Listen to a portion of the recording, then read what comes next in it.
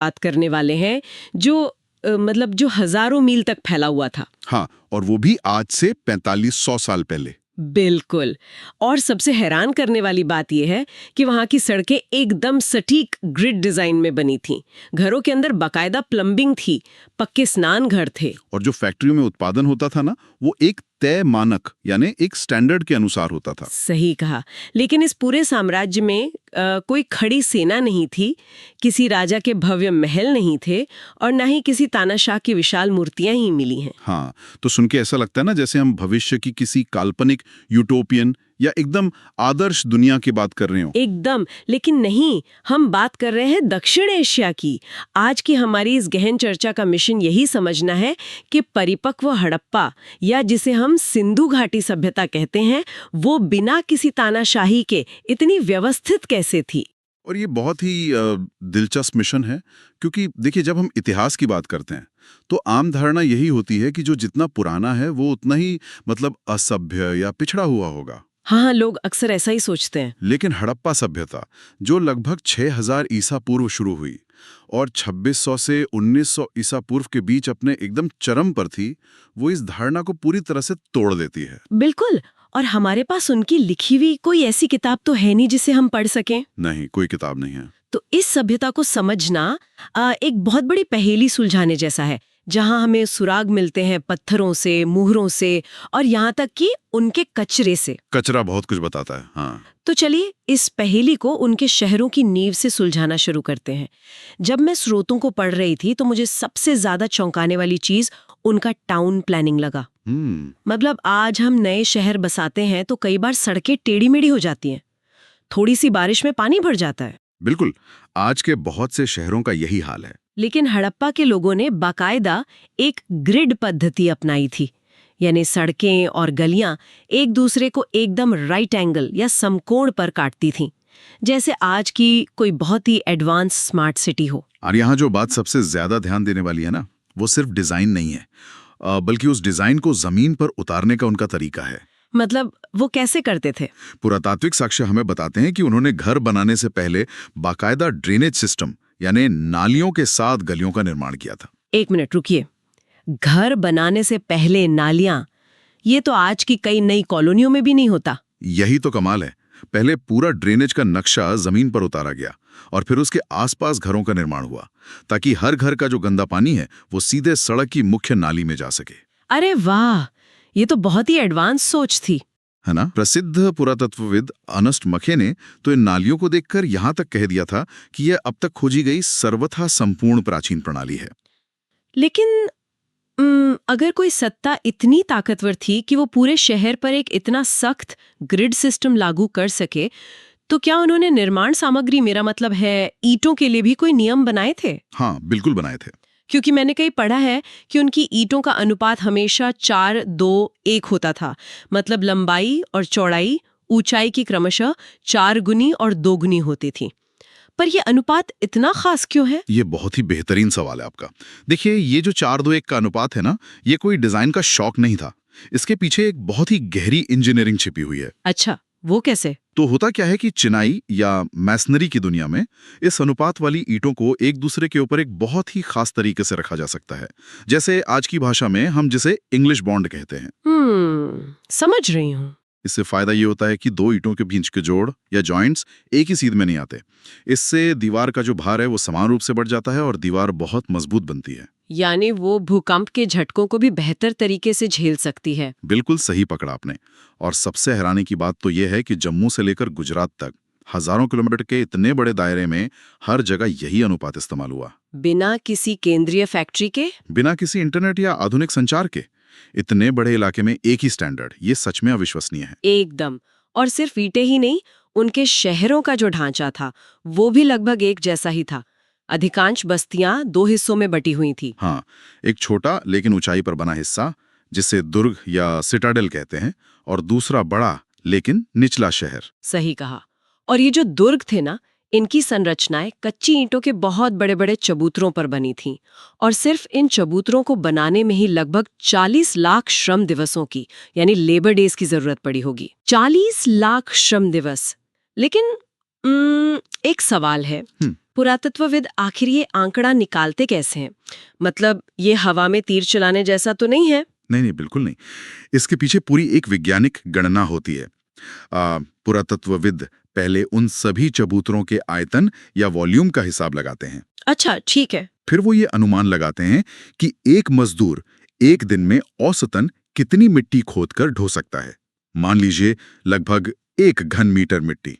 हाँ, इतना तो एक आदमी कर ही लेगा। बस, तो जब कुल मिट्टी की मात्रा को एक मजदूर की क्षमता से डिवाइड किया जाता है तो ये 40 लाख का विशाल आंकड़ा सामने आता है।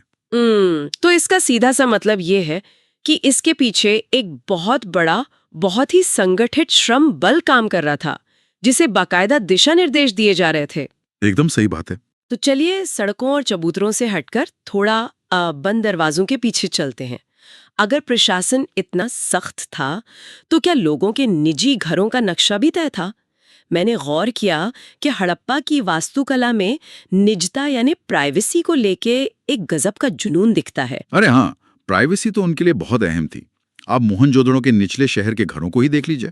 जो भूतल है यानी ग्राउंड फ्लोर, उसकी बाहरी दीवारों में आपको कोई खिड़की नहीं मिलेगी। कोई खिड़की नहीं, बिल्कुल पैक। बिल्कुल। और मुख्य द्वार भी इस तरह बना जाते थे कि बाहर खड़ा कोई भी इंसान सीधे आंगन या घर के अंदर का दृश्य ना देख सके। मुझे लगता है कि ये सिर्फ बाहरी लोगों की नजरों से बचने के लिए नहीं था। अगर हम इसे जलवायु के नजरिए से देखें तो ये आज के रेगिस्तानी या बहुत गर्म इलाकों की डिजाइन जैसा है। बिल्कुल, आप सही दिशा में सोच रही हैं। है ना? घर का मुंह बाहर की बजाय अंदर आंगन की तरफ खुलता है। इससे जो गर्म लू और धूल है वो बाहर ही रह जाती है और आंगन एक तरह से कूलिंग सिस्टम का काम करता है। आपका ये विश्लेषण एकदम सटीक है। ये असल में थर्मल रेगुलेशन यानी तापमान को कंट्रोल करने का एक बहुत ही प्राचीन और कारगर तरीका था। और शायद यही आंगन उनके घर का केंद्र भी होता था। हाँ, गर्म और शुष्क मौसम में ये आंगन ही खाना पकाने, कटाई करने और बाकी सारे पारिवारिक कामों का मुख्य हिस्सा होता था। सारे कमरे इसी के चारों ओर बने होते थे। और साफ सफाई का स्तर तो देखिए, हर घर का अपना पक्की ईंटों वाला स्नानघर। और सिर्फ स्नानघर ही नहीं, पानी की आपूर्ति के लिए विद्वानों का अनुमान है कि अकेले मोहनजोदाड़ो शहर में ही लगभग 700 कुएं खोदे गए थे। 700 कुएं? बाप रे, ये जल प्रबंधन का बहुत ही अद्भुत उदाहरण है ना? अच्छा, अब जब बात आंगन और खाना पकाने की आई गई है तो ये जानना भी जरूरी है कि आखिर वो खाते क्या थे। बिल्कुल। स्रोतों के अनुसार जो आर्कियोबॉटनिस्ट है उन्होंने जले हुए अनाज के दानों और बीजों का अध्ययन किया है, जिससे पता चलता है कि वो गेहूं, जौ, दाल, सफेद चना और तिल खाते थे। हाँ, और खेती की तकनीक भी उनकी बहुत उन्नत थी। वही तो, खेती के मामले में जो बात मुझे सबसे ज्यादा हैरान कर गई वो है राजस्थान के कालीबंगन से मिले जुते हुए खेत के साक्ष्य। उस प्रारंभिक हड़प्पा स्तर के खेत में हल रेखाओं के 2 समूह मिले हैं जो एक दूसरे को समकोण पर काटते हैं, जिसका मतलब है कि वो एक ही समय में एक ही खेत में 2 अलग-अलग फसलें यानी डबल क्रॉपिंग करते थे। बिल्कुल। अब कोई आम इंसान सोच सकता है कि इसमें क्या बड़ी बात है, लेकिन 4500 साल पहले एक साथ 2 फसलें उगाने का मतलब है कि उन्हें मौसम, मिट्टी के उपजाऊपन और पानी के प्रबंधन का बहुत ही गहरा वैज्ञानिक ज्ञान था। ये मानव सभ्यता के लिए सच में एक बहुत बड़ी छलांग थी। और सिर्फ उगाना ही नहीं, उनके भोजन को तैयार करने की तकनीक भी बहुत एडवांस थी। अनाज पीसने के लिए उन्होंने जिन उपकरणों का इस्तेमाल किया, अर्नेस्ट मैके ने उन्हें अवतल चक्कियों का नाम दिया था। अवतल चक्कियाँ, इसे अगर हम आसान भाषा में कहें तो ये वही सिलबट्टा है जो आज भी हमारे गांव में मसाले या चटनी पीसने के लिए इस्तेमाल होता है ना? एकदम सही। नीचे का पत्थर थोड़ा घुमावदार होता था जिसे जमीन में जमा दिया जाता था ताकि वो हिले नहीं, और ऊपर से एक छोटे पत्थर से पिसाई होती थी। हाँ, बिल्कुल सिलबट्टा ही है ये। यही नहीं, उनके पास अलग अलग कामों के लिए अलग अलग पत्थर थे। एक अनाज पीसने के लिए और दूसरा जड़ी बूटियों या मसालों को कूटने के लिए, जिसे वहां काम करने वाले मजदूरों ने सालन पत्थर या करी स्टोन कहा था। ओहो, करी स्टोन। इससे पता चलता है कि उनका खान पान कितना समृद्ध और मजेदार रहा होगा। बिल्कुल। लेकिन देखिए, इतनी बेहतरीन व्यवस्था और उन्नत खेती के बाद एक सवाल उठता है। क्या? जब भी समाज में समृद्धि आती है तो स्वाभाविक रूप से अमीर और गरीब का अंतर भी पैदा होता है। तो क्या हड़प्पा के समाज में भी ये अंतर था? और सबसे बड़ा सवाल, हम आखिर 4500 साल पुराने कचरे या खंडहरों को देखकर किसी की सामाजिक हैसियत का पता कैसे लगा सकते हैं? हाँ, ये पुरातत्व का एक बहुत ही शानदार पहलू है। देखिए, कचरा असल में शिल्प कार्य और सामाजिक स्थिति का सबसे अच्छा संकेतक होता है। कचरा, वो कैसे? तो होता क्या है कि जब भी किसी वस्तु को बनाने के लिए पत्थर या शंख को काटा जाता है, तो उसके छोटे छोटे बेकार टुकड़े कारीगर वहीं कार्यस्थल पर छोड़ देते हैं। यही कचरा आज हमें बताता है कि कहाँ क्या बन रहा था। उदाहरण के लिए चन्हूदड़ो नाम की एक छोटी सी बस्ती को ही ले लीजिए। हाँ, मैंने इसके बारे में पढ़ा है। ये मोहनजोदाड़ो के 125 हेक्टेयर के मुकाबले सिर्फ 7 हेक्टेयर की थी। लेकिन हैरानी की बात यह है कि ये पूरी की पूरी बस्ती मनके बनाने, शंख की कटाई और मोहर निर्माण जैसे शिल्प कार्यों में ही लगी हुई थी। मनके? यानी आभूषणों में इस्तेमाल होने वाले बीड्स। स्रोतों में लिखा था कि वो कारेलियन, जैस्पर, स्फटिक जैसे बहुत कीमती पत्थरों का इस्तेमाल करते थे। बिल्कुल। लेकिन एक बात बताइए, कारेलियन का वो जो एक विशिष्ट लाल रंग होता है, वो आखिर कैसे आता था?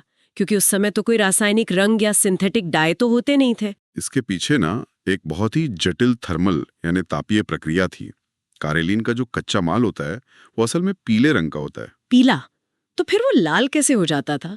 हड़प्पा के कारीगर इस पीले पत्थर को और उत्पादन के अलग अलग चरणों में तैयार मनकों को बाकायदा भट्टी में एक बहुत ही ज्यादा हाई टेम्परेचर पर पकाते थे। अच्छा। हाँ, और इस गर्मी से पत्थर के अंदर जो आयरन ऑक्साइड मौजूद होता था वो प्रतिक्रिया करता था और तब जाकर वो सुंदर लाल रंग उभर कर आता था। बाप रे, ये तो उनकी रसायन शास्त्र यानी केमिस्ट्री की गहरी समझ को दर्शाता है। बिल्कुल, ये बहुत ही उच्च स्तर की कारीगरी थी। लेकिन इस विलासिता और अमीरी के बंटवारे का क्या? क्या मिस्र के पिरामिडों की तरह हड़प्पा में भी राजाओं या कुलीनों को खजाने के साथ दफनाया जाता था? रोचक बात तो यह है कि हड़प्पा वासियों की सोच इस मामले में बिल्कुल अलग थी। वो मृतकों के साथ भारी मात्रा में बहुमूल्य चीजें दफनाने में विश्वास ही नहीं करते थे। मतलब कोई खजाना नहीं मिला उनकी कब्रों से? नहीं, उनकी कब्रों से हमें मिट्टी के बर्तन और कुछ आभूषण तो मिले हैं, लेकिन कोई बड़ा खजाना या सोने का अंबार नहीं मिला।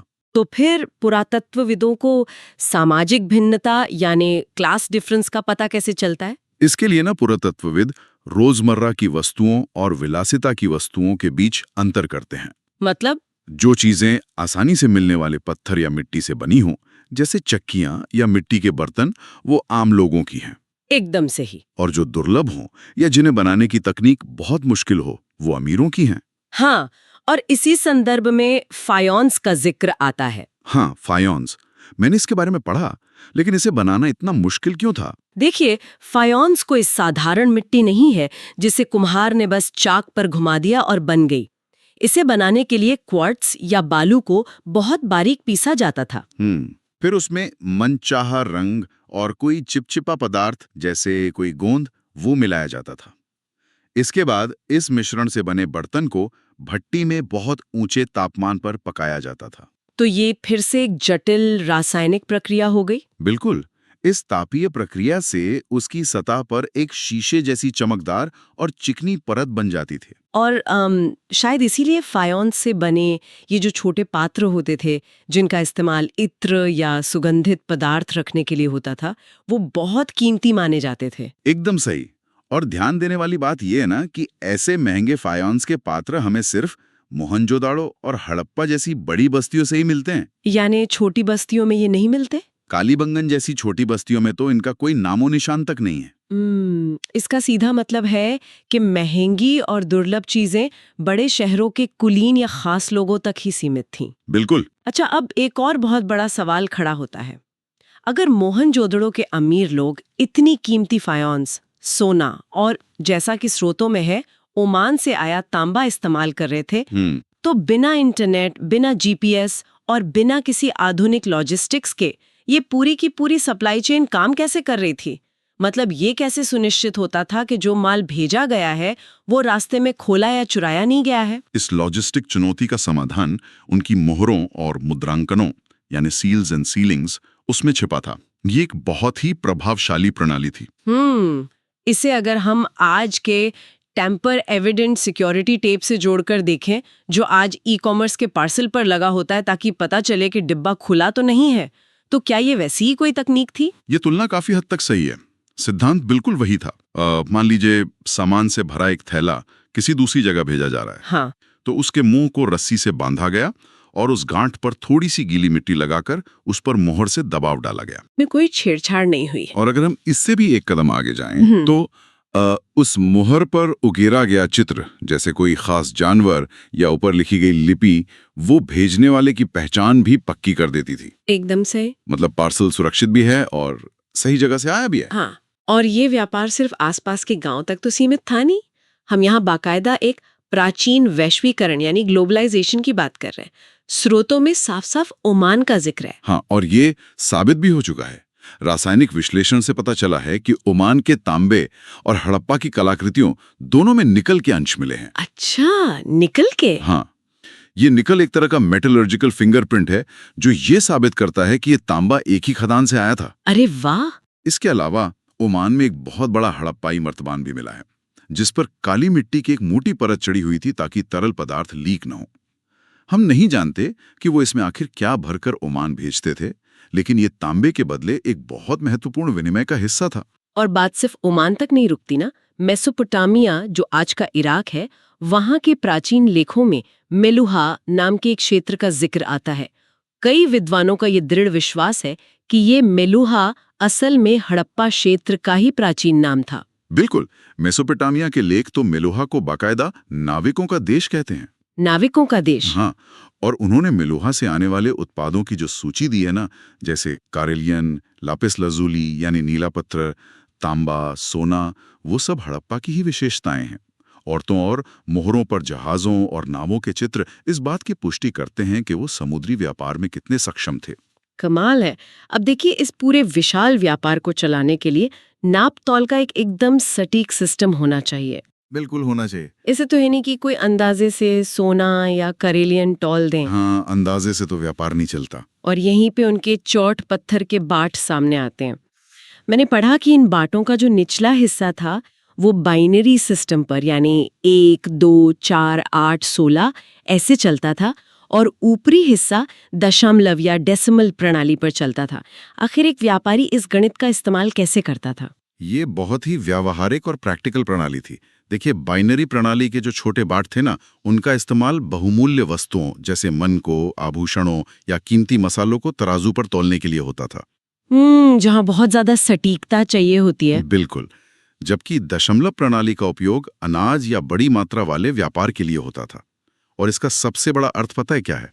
क्या? इसका अर्थ यह है कि गुजरात का एक व्यापारी और पंजाब का एक व्यापारी दोनों एक ही गणितीय और नाप तौल की भाषा बोल रहे थे। और यहीं पर हमारे सामने सबसे बड़ा अहम मोमेंट आता है। जरा इस पूरी तस्वीर को एक साथ जोड़कर देखिए। हाँ, बताइए।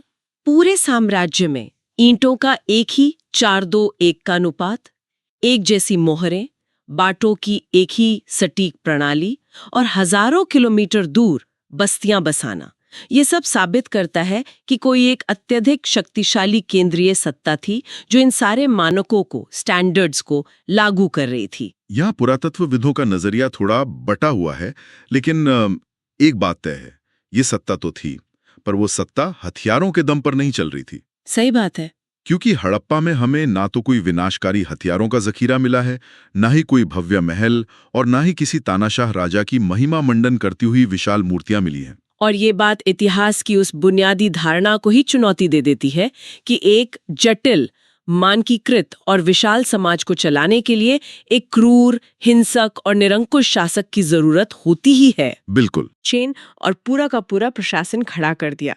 तो इस पूरी चर्चा का निष्कर्ष आखिर क्या निकलता है? निष्कर्ष यही है कि प्राचीन होने का मतलब हमेशा पिछड़ा हुआ होना बिल्कुल नहीं होता। एकदम सही।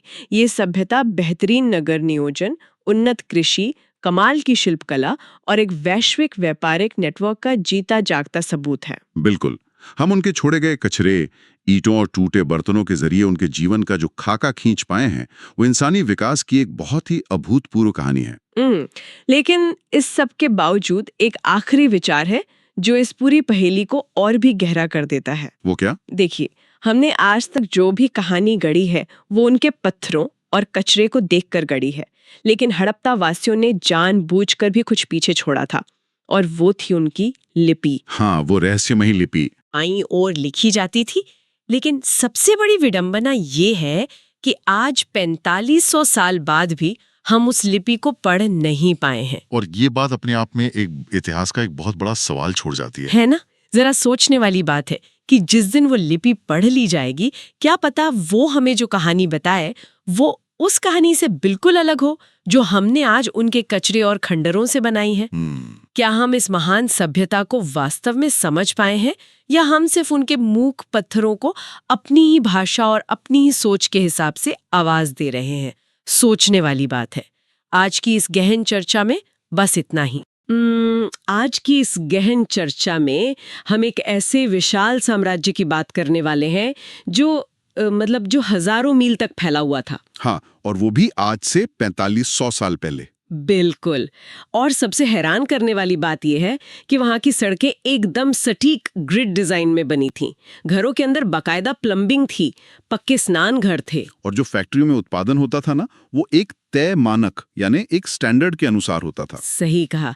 लेकिन इस पूरे साम्राज्य में कोई खड़ी सेना नहीं थी, किसी राजा के भव्य महल नहीं थे, और ना ही किसी तानाशाह की विशाल मूर्तियां ही मिली हैं। हाँ, तो सुन के ऐसा लगता है ना जैसे हम भविष्य की किसी काल्पनिक यूटोपियन या एकदम आदर्श दुनिया